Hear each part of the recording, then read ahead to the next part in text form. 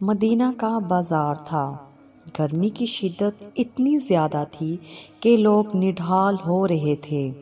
ایک تاجر اپنے ساتھ ایک غلام کو لیے پریشان کھڑا تھا۔ غلام جو ابھی بچہ ہی تھا وہ بھی دھوپ میں کھڑا پسینہ پسینہ ہو رہا تھا۔ تاجر کا سارا مال اچھے داموں بک گیا تھا، بس یہ غلام ہی باقی تھا جسے خریدنے میں کوئی بھی دلچسپی نہیں دکھا رہا تھا۔ تاجر سوچ رہا تھا کہ اس غلام کو خرید کر شاید اس نے گھاٹے کا سودا کیا ہے۔ اس نے تو سوچا تھا کہ اچھا منافع ملے گا، لیکن یہاں تو اصل لاگت ملنا بھی دشوار ہو رہا تھا۔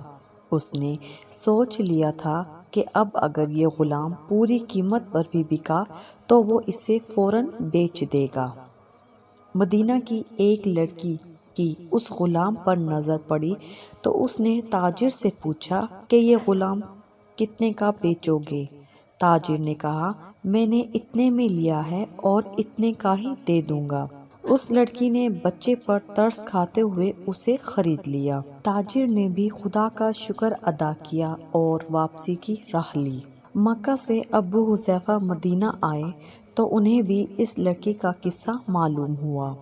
لڑکی کی رحم دلی سے متاثر ہو کر انہوں نے اس کے لیے نکاح کا پیغام بھیجا، جو قبول کر لیا گیا۔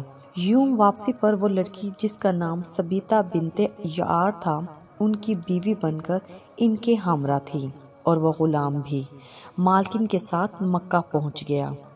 ابو حذیفہ مکہ آ کر اپنے پرانے دوست عثمان ابن عفان سے ملے تو انہیں کچھ بدلہ ہوا پایا اور ان کے رویے میں سرد مہری محسوس کی۔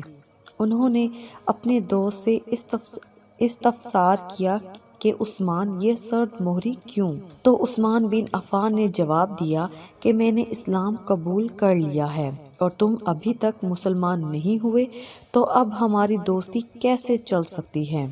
ابو حذیفہ نے کہا، تو پھر مجھے بھی محمد صلی اللہ علیہ وسلم کے پاس لے چلو اور اس اسلام میں داخل کر دو جسے تم قبول کر چکی ہو۔ چنانچہ حضرت عثمان رضی اللہ تعالیٰ عنہ نے انہیں نبی کریم صلی اللہ علیہ وسلم کی خدمت میں پیش کیا اور وہ کلمہ پڑھ کر دائرہ اسلام میں داخل ہو گئے۔ گھر آ کر انہوں نے اپنی بیوی اور غلام کو اپنے مسلمان ہونے کا بتایا تو ان دونوں نے بھی کلمہ پڑھ لیا۔ حضرت ابو حذیفہ رضی اللہ تعالیٰ عنہ نے اس غلام سے کہا کہ چونکہ تم بھی مسلمان ہو گئے ہو، اس لیے میں اب تمہیں غلام نہیں رکھ سکتا، لہٰذا میری طرف سے اب تم آزاد ہو۔ غلام نے کہا، آقا میرا اب اس دنیا میں آپ دونوں کے سوا کوئی نہیں ہے، آپ نے مجھے آزاد کر دیا تو میں کہاں جاؤں گا؟ حضرت ابو حذیفہ رضی اللہ تعالیٰ عنہ نے اس غلام کو اپنا بیٹا بنا لیا اور اپنے پاس ہی رکھ لیا۔ غلام نے قرآن پاک سیکھنا شروع کر دیا اور کچھ ہی دنوں میں بہت سا قرآن یاد کر لیا، اور وہ جب قرآن پڑھتے تو بہت خوبصورت لہجے میں پڑھتے۔ ہجرت کے وقت نبی کریم صلی اللہ علیہ وسلم سے پہلے جن صحابہ نے مدینہ کی طرف ہجرت کی، ان میں حضرت عمر رضی اللہ تعالیٰ عنہ کے ساتھ حضرت ابو حذیفہ رضی اللہ تعالیٰ عنہ اور ان کا یہ لے پالک بیٹا بھی تھا۔ مدینہ پہنچ کر جب نماز کے لیے امام مقرر کرنے کا وقت آیا تو اس غلام کی خوبصورت تلاوت اور سب سے زیادہ قرآن حفظ ہونے کی وجہ سے انہیں امام چن لیا گیا، اور ان کی امامت میں حضرت عمر رضی اللہ تعالیٰ عنہ جیسے جلیل القدر صحابی بھی نماز ادا کرتے تھے۔ مدینہ کے یہودیوں نے جب انہیں امامت کرواتے دیکھا تو حیران ہو گئے کہ یہ وہی غلام ہے جسے کوئی خریدنے کے لیے تیار نہ تھا۔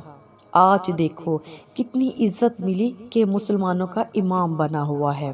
اللہ پاک نے انہیں گلو اس قدر بنایا تھا کہ جب آیات قرآن تلاوت فرماتے تو لوگوں پر ایک محویت طاری ہو جاتی اور راہگیر ٹھٹک کر سننے لگتے۔ ایک دفعہ ام المومنین حضرت عائشہ رضی اللہ تعالیٰ عنہا کو رسول اکرم صلی اللہ علیہ وسلم کے پاس حاضر ہونے میں دیر ہوئی۔ آپ نے توقف کی وجہ پوچھی تو بولی کہ ایک قاری تلاوت کر رہا تھا اس کے سننے میں دیر ہو گئی اور خوش الحانی کی اس قدر تعریف کی کہ ان حضرت صلی اللہ علیہ وآلہ وسلم خود چادر سنبھالے ہوئے باہر تشریف لے آئے۔ دیکھا تو وہ بیٹھے تلاوت کر رہے ہیں۔ آپ صلی اللہ علیہ وآلہ وسلم نے خوش ہو کر فرمایا، اللہ پاک کا شکر ہے کہ اس نے تمہارے جیسے شخص کو میری امت میں بنایا۔ کیا آپ جانتے ہیں کہ یہ خوش قسمت صحابی کون تھے؟ ان کا نام حضرت سالم رضی اللہ تعالیٰ عنہ تھا، جو سالم مولی ابو حذیفہ رضی اللہ تعالیٰ عنہ کے نام سے مشہور تھے۔ انہوں نے جنگ موتا میں جام شہادت نوش کیا۔ اللہ کی کروڑ رحمتیں ہوں ان پر۔ ہمارے اس ویڈیو کو لائک کیجیے، شیئر کیجیے اور ہمارے اس چینل کو ضرور سبسکرائب کیجیے۔ شکریہ۔